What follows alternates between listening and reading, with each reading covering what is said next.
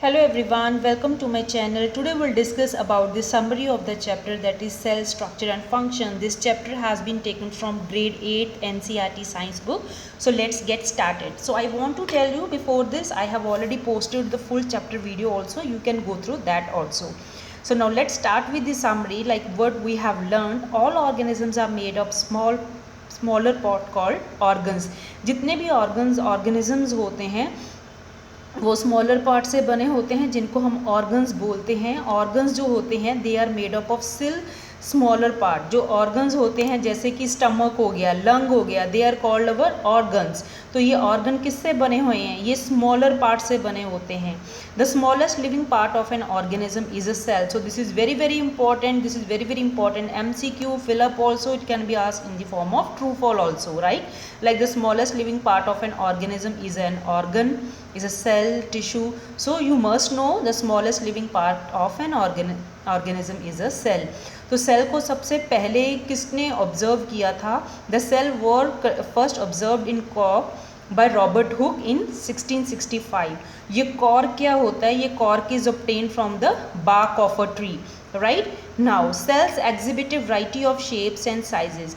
तो आपकी बॉडी में बहुत सारे सेल्स की शेप्स होंगी और साइजेस होंगी. जैसे मसल सेल्स हैं वो इस तरीके के आपको पॉइंटेड मिलेंगे, और जो नर्वस सेल्स हैं वो आपको काफ़ी सारे लॉन्ग एंड इलोंगेटेड मिलेंगे. तो जबकि RBCs हैं वो आपको गोल गोल मिलेंगे, बाइकनकेव शेप मिलेगी, और इनका साइज़ भी अलग अलग हो सकता है. The number of cells also varies from organism to organism.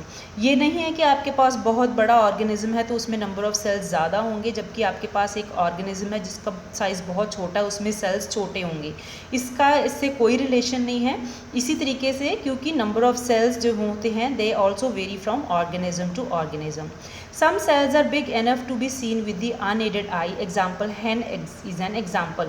तो जो सेल का साइज़ है वो छोटा भी हो सकता है और बड़ा भी हो सकता है. छोटा इतना हो सकता है कि आप उसको नेकेड आई से नहीं देख सकते हैं. For that you need the help of microscope. तो बड़ा इतना हो सकता है कि आप उसको बिना माइक्रोस्कोप की सहायता से देख सकते हो. तो अगर आप बिग इनफ साइज़ की बात करते हैं तो सबसे बड़ा जो सेल है हम जो देखते हैं अपनी आँखों से देख सकते हैं, that is the ostrich egg. और सबसे छोटा सेल है दैट इज़ द माइकोप्लाज्मा. इसको हम बोलते हैं PPLO, that is pleuropneumonia like organism. इसका सेल का साइज सबसे छोटा कहते हैं हम. Some organisms are single cell.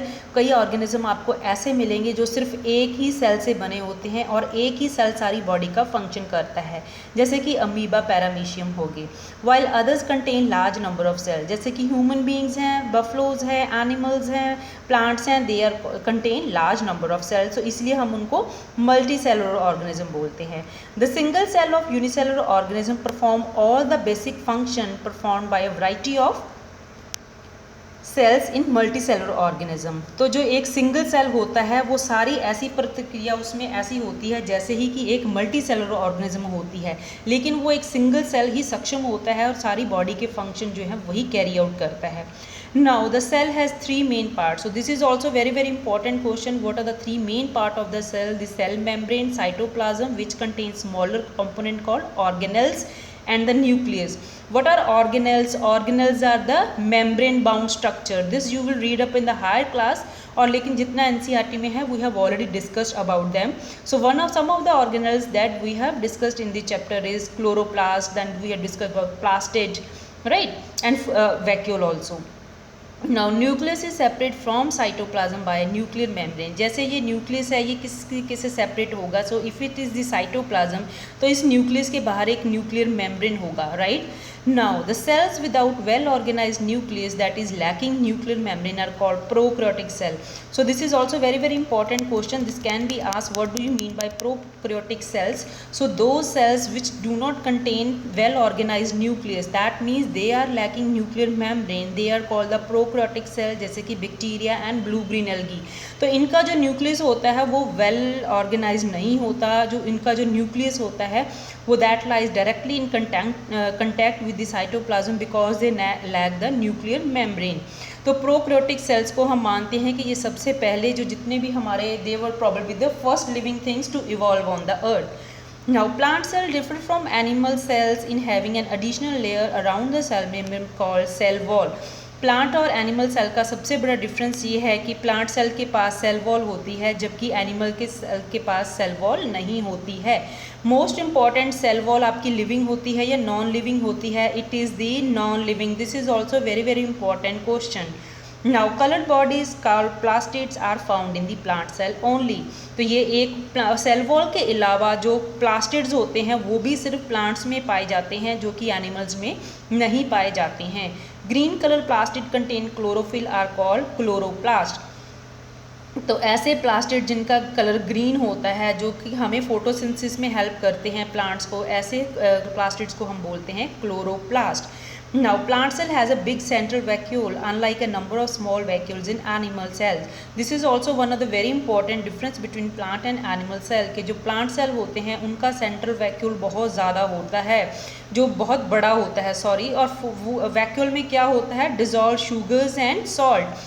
तो ये क्या करता है, सेल के जितने भी कंटेंट हैं आपको सेल के बाहर लगे दिखेंगे, इसके सराउंडिंग में जो जितने भी सेल के कंटेंट होंगे वो होंगे और ये सेल की शेप मेंटेन करके रखता है in the case of plant. जबकि एनिमल्स में ये फूड जो वैक्यूल होते हैं बहुत ही छोटे होते हैं.